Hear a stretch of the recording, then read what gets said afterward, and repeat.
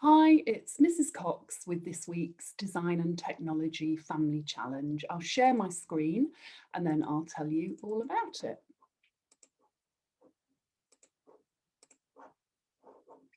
Okay, so this week we're going to really think about how chairs are designed. So we all have chairs in our house, and there are all kinds of different ways to design a chair. So you might have quite hard chairs that you sit at a table with, or quite soft chairs that you relax in and watch telly sitting in. And if we look at all the different chairs that have been designed through the ages, we can see how, as society, as people got better at using tools and inventing new ways of making things, chairs changed through the years. So if you look at my first picture, this is a picture of a very special place in the far north of Scotland called Skara Brae. And this amazing late Stone Age village was uncovered. It's by the sea, and there was a big storm.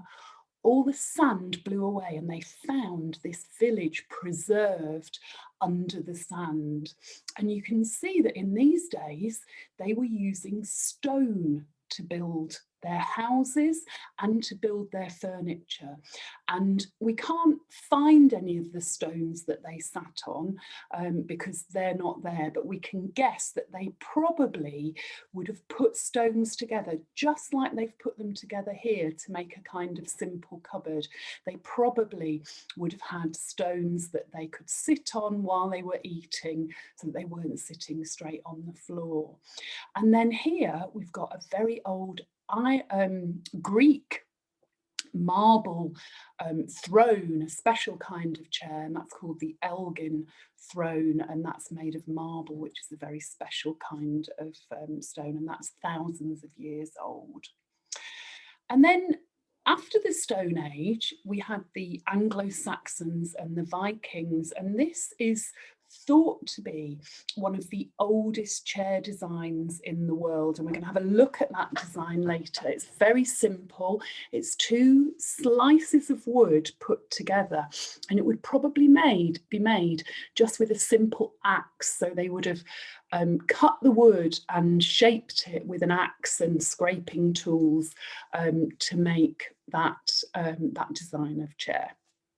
Very simple.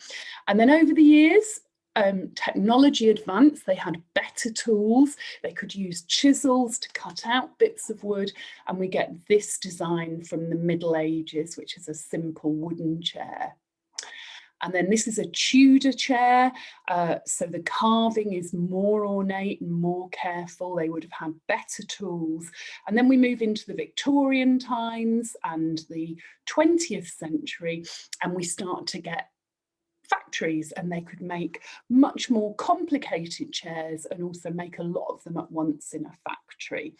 And then here we have some late 20th century chairs which are quite modern and again produced in factories. This one uses sheets of plywood, which is wood that's been stuck together and shaped, and this one's made out of plastic.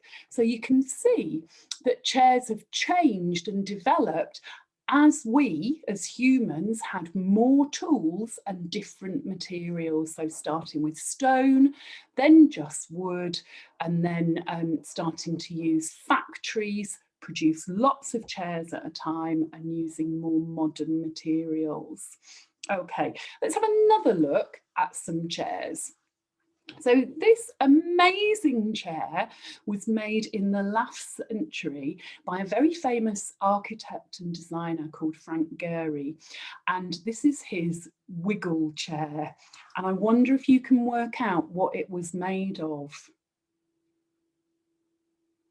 It's made out of strips of cardboard, corrugated cardboard, the cardboard that has little holes in it, stuck together to make the wiggle chair.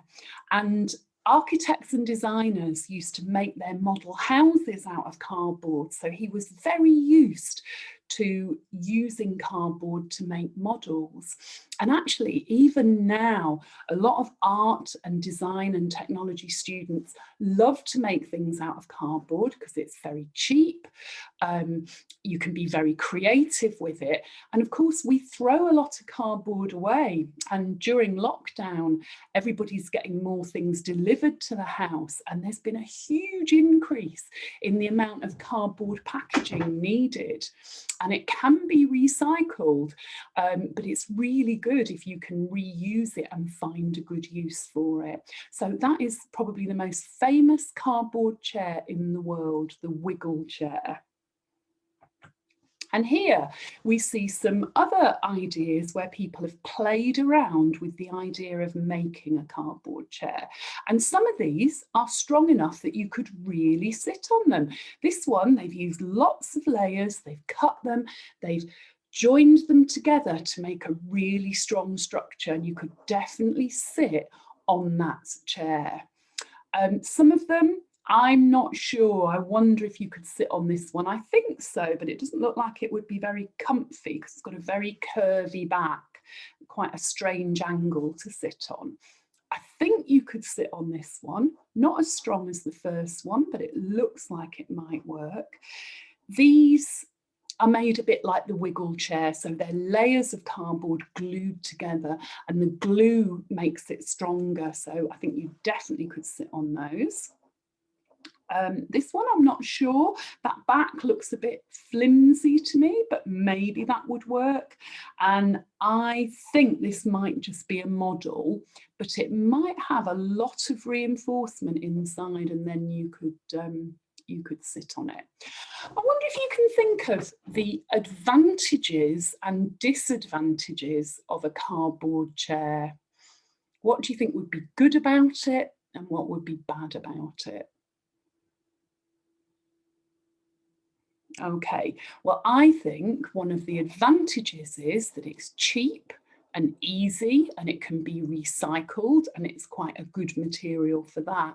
And the big disadvantage is, if you think about cardboard, it's not as strong as wood and plastic. And also, I don't think you could get these chairs wet. So there are pros and cons to making a chair from cardboard. And usually we don't. Usually we use more hard wearing materials so our chair will last. But making a model chair in cardboard is a really good project for us. Let's have a look. So these are some little model chairs that somebody from a school has made, and they've stuck a phone there, quite an old-fashioned phone, I think, so this might have been made a few years ago. The phone is just there to show you the scale of the models, what size they are. But you can see most of these are not glued. They're made by folding, cutting and slotting different pieces together. And there are lots of ideas there for different ways to make a cardboard chair. So look really closely, because we're hoping that you will design and make your own cardboard chair. So have a look at these designs. Which ones do you like? Are there any that you think, oh yeah, I could do that? Okay, now this is one of the oldest and simplest wooden chair designs in the world. It's usually called the Viking chair, but some people call it the plank chair or the African chair. And there aren't that many of them around, but they think they've been around for thousands of years. And if you look at how they're made, it's so simple. So you would just need 2 planks of wood, or of course, you could do this with 2 pieces of cardboard. And this is just examples of how people have made all these chairs are made in the same way, but the designers have tried to make them special in their own way. So we've got a skull and crossbones one there, we've got one with a heart, we've got one with some carving on, one with slots in, some really ornate carving here. And this one, I think the dark wood has been stained or maybe even burnt to make the pattern. And here they've done a lovely wavy shape. And again, if we look at these, we can think, which one would I rather look at, which is the most beautiful, and also which one would I rather sit on? And there are a couple that I think look a bit less comfy than the others. Which ones do you think look least comfortable? So I think these ones with their very narrow backs might be less comfortable than this one with its wide back. But I guess if you were a designer, you could make them both and try them out and see for yourself which was most comfortable. Okay, I'm just going to show you the simplest design for the Viking chair, and you could have a go at this with cardboard.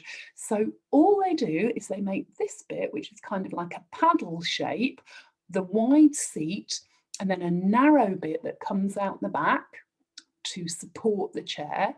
And then this piece is the back, and there's just a hole, and that part will slot through the hole there, and there's your chair.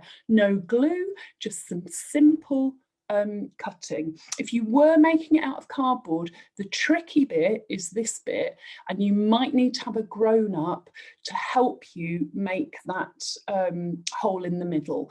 And in the other video, we'll have a go at, you can watch me having a go and see what might be the safest way to do that.